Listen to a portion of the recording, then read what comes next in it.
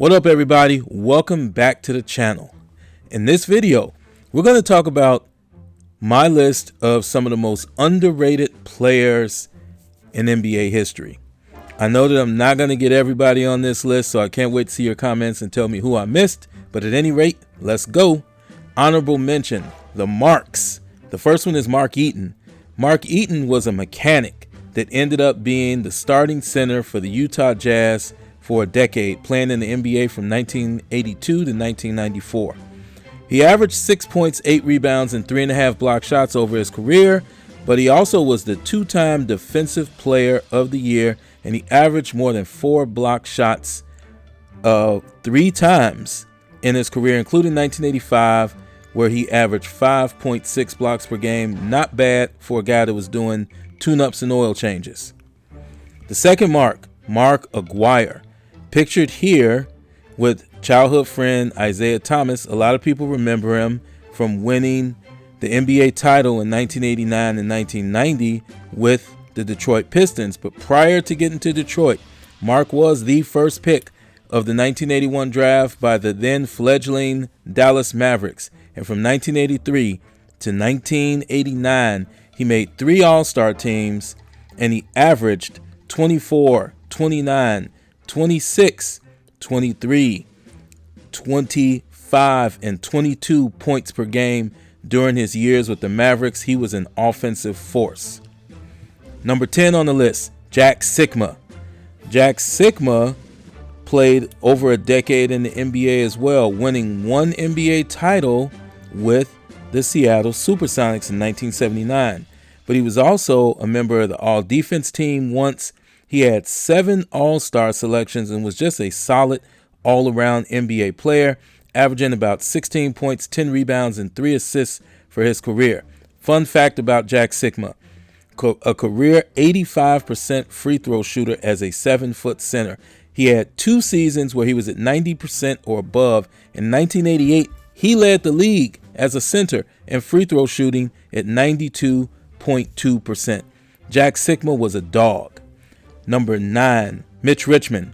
Mitch Richmond played in the NBA from 1988 to 2002, starting off his career with the Golden State Warriors and really finding his stride with the Sacramento Kings. He played there for 8 seasons where he had 6 All-Star selections, and his lowest scoring average was 22 points per game during his time with the Kings.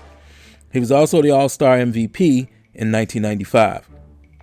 Late in his career, he did pick up 1 NBA title as a reserve with the LA Lakers. Mitch Richmond, number 9. Number 8, Dominique Wilkins. Yeah, most people know who Dominique Wilkins is. I just don't think he gets enough due. 14 seasons in the NBA, mostly with the Atlanta Hawks, 9-time All-Star, 1-time scoring title, and 2 times he was a slam dunk champion, earning him the name the Human Highlight Reel. Number 7, Ray Allen. A lot of people know Ray Allen from the 2 NBA titles he got by hitting lots of big-time key shots for the Boston Celtics and then later on for the Miami Heat. But Ray Allen actually broke in the league in 1996 with the Milwaukee Bucks, where he played for about 8 seasons, and the Seattle Supersonics after the Bucks, where he played for about 5 seasons. During that time, he won a 3-point championship.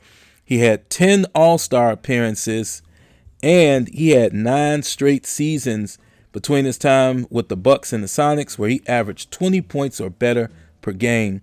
Ray Allen had it going on. Number 6, Alex English.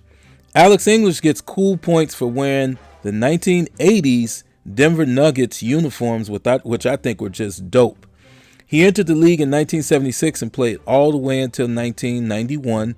Had a bit of a rough start with the Milwaukee Bucks, but found his stride with the Denver Nuggets, where he was an 8-time All-Star. He was the 1983 scoring champ at 28.4 points per game, and he had 8 straight seasons where he averaged at least 25 points per game. Alex English was cold-blooded. Number 5, Bob McAdoo. Bob McAdoo was the 3-time scoring champ of the Buffalo Braves. Yes, they had a basketball team once upon a time in Buffalo. He was also a 5-time All-Star. He was a 1-time MVP in 1975.